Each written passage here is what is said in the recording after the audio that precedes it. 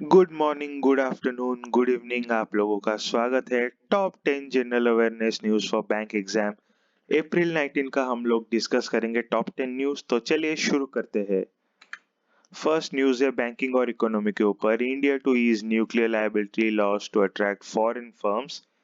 India plan कर रहा है अमेंड करने के लिए 2010 का civil nuclear liability damage act, ताकि accident related liabilities nuclear equipment वगैरह के लिए ईज किया जाए, ताकि यूएस कंपनीज जैसे जनरल इलेक्ट्रिक और वेस्टिंग हाउस इलेक्ट्रिक ये इंडिया लॉ को इंटरनेशनल नॉर्म्स के साथ फॉलो करे और अच्छे से निगोशिएट कर पाए ट्रेड के बारे में।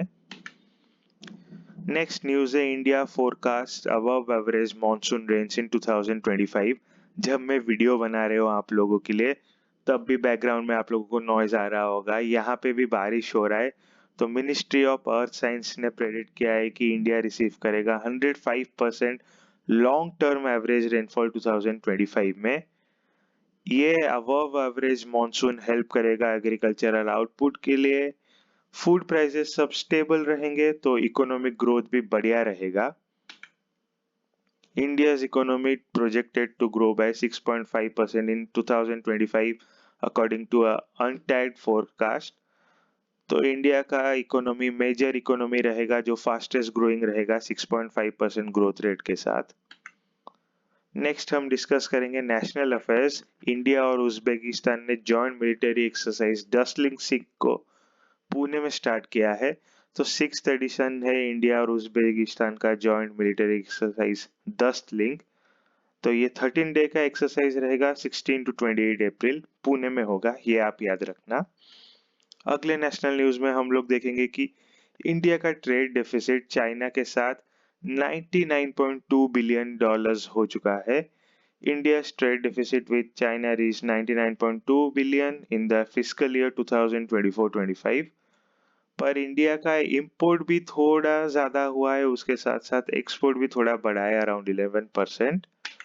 नेक्स्ट न्यूज में हम लोग देखेंगे कि इंडिया का लार्जेस्ट ट्रेडिंग पार्टनर यूएस रहा है with 131.84 billion US dollars. Second rank पे आता है चाइना, जो कि 127.7 बिलियन यूएस डॉलर का ट्रेड करता है इंडिया के साथ। थर्ड रैंक में आता है यूएई, जो कि 100.5 बिलियन डॉलर ट्रेड करता है इंडिया के साथ। तो आप लोग याद रखना कि यूएस नंबर 1, चाइना नंबर 2 और यूए नंबर 3 में है इंडिया के ट्रेडिंग पार्टनर्स में। नेक्स्ट न्यूज में हम लोग डिस्कस करेंगे कि India to release industrial output data on 28th of each month. 28 को रिलीज होगा, तो 2 वीक्स का जो एडजस्टमेंट हम लोगों को मिल जाएगा। इससे इकोनॉमिक इंडिकेटर को हम टाइमली जान पाएंगे। US president JD Vance to visit India and Italy. तो यूएस के वाइस प्रेसिडेंट जेडी वैंस और उनके वाइफ उषा इंडिया आ रहे डिप्लोमेटिक और कल्चरल टूर के लिए। तो 18 अप्रैल टू 24 अप्रैल इंडिया में घूमेंगे और प्राइम मिनिस्टर मोदी जी के साथ भी इनका मीटिंग शेड्यूल है। India host fourth edition of tiger Triumph exercise with the US. India और यूएस का टाइगर ट्रायम्फ एक्सरसाइज किया गया 2 फेज में। फर्स्ट फेज रहा आप लोगों का हार्बर फेज विशाखापट्टनम में, और जो सी फेज रहा वो आपका रहा काकीनाडा में। इकोनॉमिक इंडिकेटर्स में फिच रेटिंग ने इंडिया का इकोनॉमिक फोरकास्ट जो है फिस्कल ईयर 24-25 का 6.3% से कम करके 6.2% कर दिया है। प्रीवियस फिस्कल ईयर में इंडिया का ग्रोथ 6.2% फिच रेटिंग के हिसाब से। और अगले ईयर के लिए current financial year fiscal year 26 के लिए फिच ने प्रेडिक्ट किया है कि 6.4% रहेगा इंडिया का ग्रोथ।